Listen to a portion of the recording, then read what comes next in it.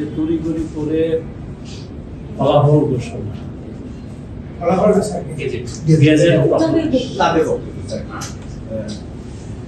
বিষয়টি তড়িঘড়ির তো কোনো প্রশ্নই আসে না। নিয়মের বিপরীত নিয়ম অনুযায়ী আমরা তো এবার চেষ্টা করেছি এই প্রযুক্তির যুগে আরো স্মার্টলি কিভাবে জনগণের কাছে বিশ্বাসযোগ্যতা অর্জন করা যায়, সেই ব্যবস্থাগুলো আমরা নিয়ে রেখেছিলাম।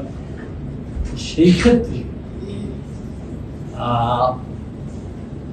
গেজেট প্রকাশের যে সময়টা, এটি তো আমরা আরো আশাবাদী ছিলাম যে আরো আগে যদি দেয়া যেত ভালো হতো।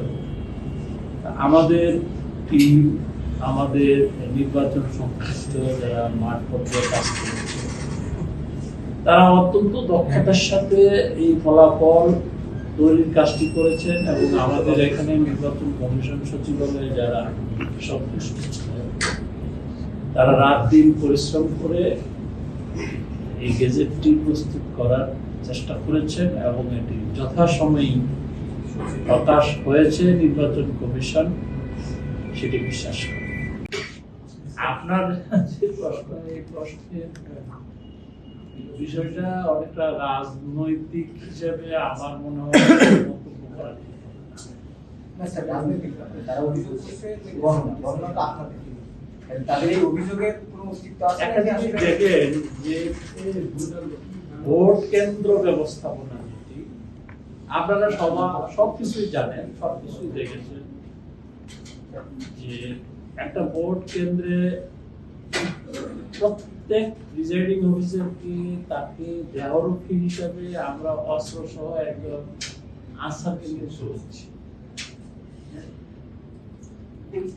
আনসারের কাছে আপনার সুরক্ষা অ্যাপ ছিল, যখন যেখানে যে ঘটনাটি ঘটেছে সেটি যাতে তাৎক্ষণিকভাবে আমাদের আইন শৃঙ্খলা রক্ষা সেলে তথ্যটি আসে।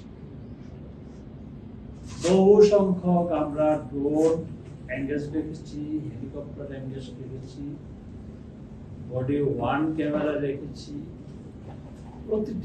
প্রায় প্রতিটি কেন্দ্রে সিসি ক্যামেরার ব্যবস্থা ছিল।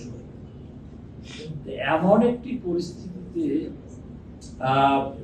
সব কিছু আয়নার মতো পরিষ্কার। আমরা এখান থেকে কোনটা সত্য তথ্য, কোনটা মিথ্যা তথ্য, সবগুলোই আমরা মনিটর করার সর্বোচ্চ চেষ্টা করেছি।